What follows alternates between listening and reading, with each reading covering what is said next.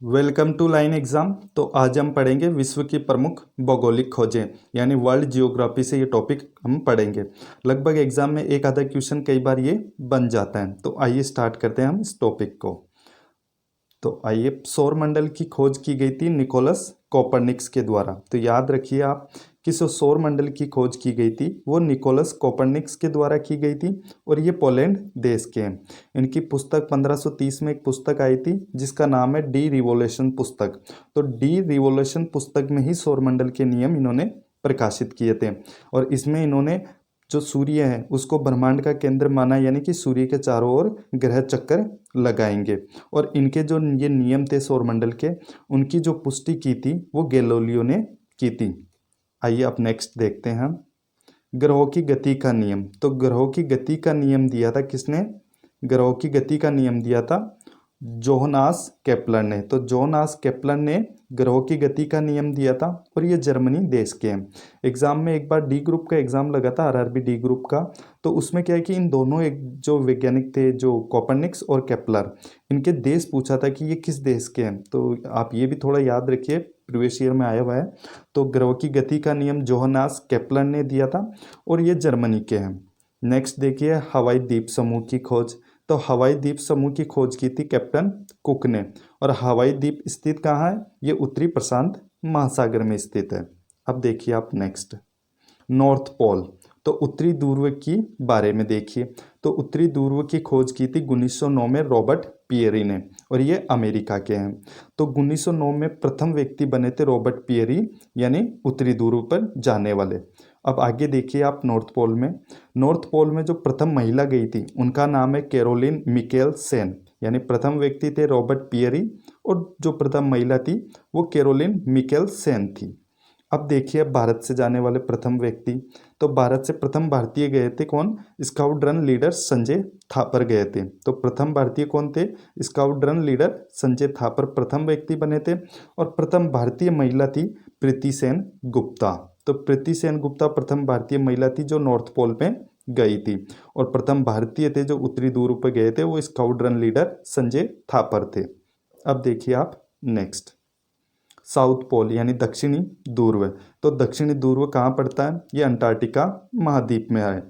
अब देखिए इसमें प्रथम व्यक्ति जो गए थे उनका नाम है आर एमंडसन। तो आर एमंडसन गए थे 1911 में। तो 1911 में प्रथम व्यक्ति दक्षिण ध्रुव पर पहुंचे थे जिनका नाम है आर एमंडसन, और ये नॉर्वे देश के थे। विश्व की प्रथम महिला जो दक्षिण ध्रुव पे गई थी वो फ्रेन फिप थी। तो इनका नाम है फ्रेन फिप, जो प्रथम महिला बनी थी दक्षिण ध्रुव पर जाने वाली। अब भारतीयों के बारे में देखिए। प्रथम भारतीय गिरिराज सिरोही और कर्नल जितेंद्र कुमार बजाज। अब आपको मैं यहाँ थोड़ा सा समझा देता हूँ कि आप कई जगह, जैसे मतलब नेट पे भी आप सर्च करोगे या कई बुक में, तो ये दोनों नाम आपको मिल जाएंगे। कुछ बुक में दिया होगा कि दक्षिण ध्रुव पर जाने वाले प्रथम व्यक्ति गिरिराज सिरोही थे, और कुछ में आपको मिलेगा colonel Jitendra Kumar Bajaj.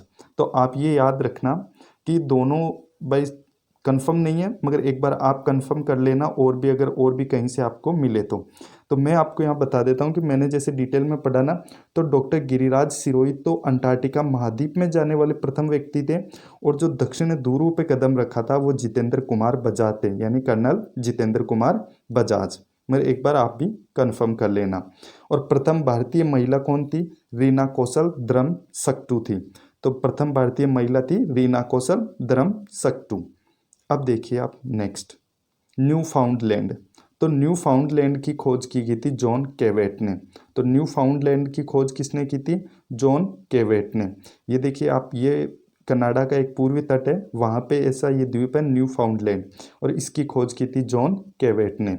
New फाउंडलैंड Canada के पूर्वी तट पर स्थित एक द्वीप है जो आपको ऐसा दिखेगा, यानी ये कनाडा के पूर्वी तट पर स्थित है।